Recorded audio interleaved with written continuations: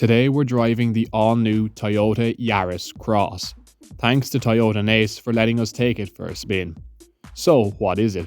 Well, the name kinda gives it away. It's essentially a raised crossover version of the popular Yaris hatchback.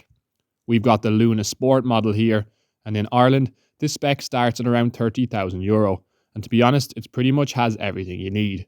So let's take a look around it and show you what it's like from behind the wheel. The styling is kind of like the Yaris hatchback. The front end has a sort of a squared look to it with vertical LED indicators.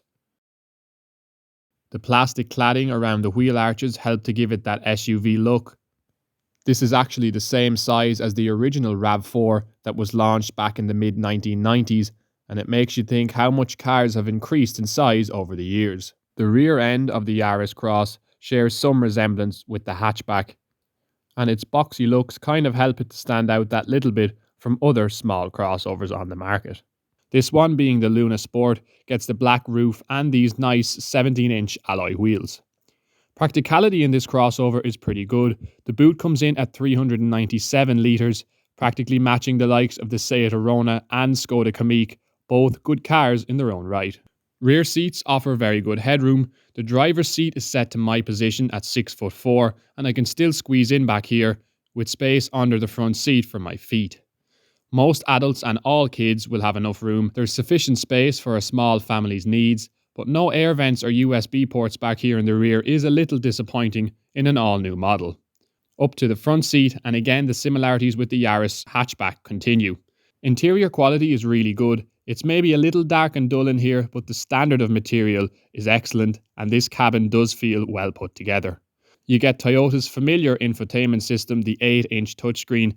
This gets the job done and is easy to navigate with Apple CarPlay and Android Auto built in. If you're after a larger screen, there is a 9-inch touchscreen available with upgraded software. This is offered on the next spec level above the Sol. Toyota have made the climate and heating controls easy to use.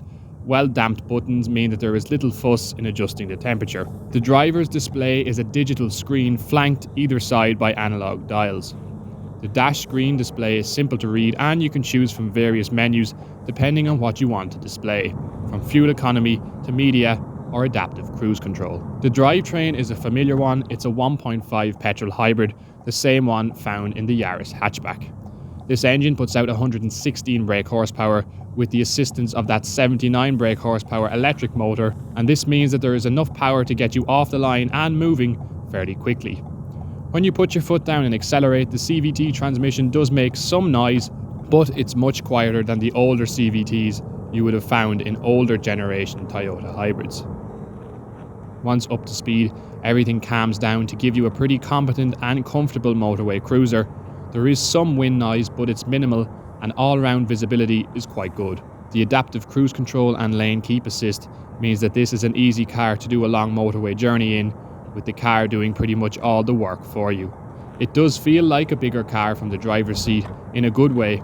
Despite being a small crossover, it has that big car feel about it, and this small SUV is just as capable of cruising on the motorway as it is nipping through town, with it able to spend a lot of time in EV mode when in urban driving situations. Fuel consumption figures of around 62 miles per gallon should be easily achievable, making this a very efficient car. There is also a B mode on the gear selector. This increases the car's regen braking to replenish the battery when slowing down. The suspension setup is well balanced and is soft over most bumps, and despite the raised height, it still feels quite nimble from behind the wheel. Body roll in corners is kept under control, and it's a tidy drive, with the steering proving to be fairly accurate if lacking a little feedback. But this is not a dull car to drive at all, and is a big improvement on Toyotas of old. It seems like the Japanese car maker is really putting in an effort to make cars that are interesting both in terms of how they look and drive. I was a bit unsure about the looks of the Yaris Cross at first, but after seeing it in the metal, I think its standout design grows on you over time. This new crossover then should prove to be a sensible and reliable car to own, and it's worth a place on the long list of small crossovers to consider. Toyota's delayed entry to the small SUV segment is a good example of better late than never. Thanks for watching the video, and we'll talk to you in the next one.